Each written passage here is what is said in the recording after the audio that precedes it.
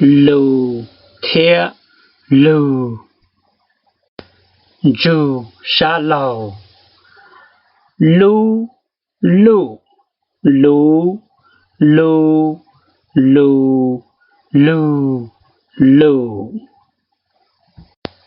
lu, tin ninh, lu hai lu, lo shi, sau, ít khó qua đờ kế, shi chùa lu, shi lon đờ cho tin ninh.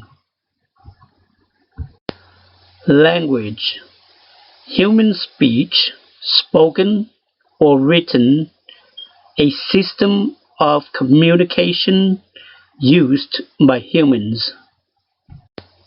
Ju, chassis, lu, lu, lu, lu, lu, lu, lu, lu, ít tương tự, ít khó cha, đờ cho lo lù sĩ, lo bia đá chi, do, lo sĩ, đá chi, do, của tìa.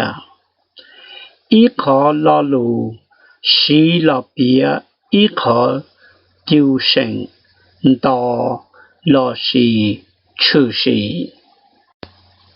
Verb. Any of a class of words used to tell what is or what is done. A word used to describe an action, state, or occurrence.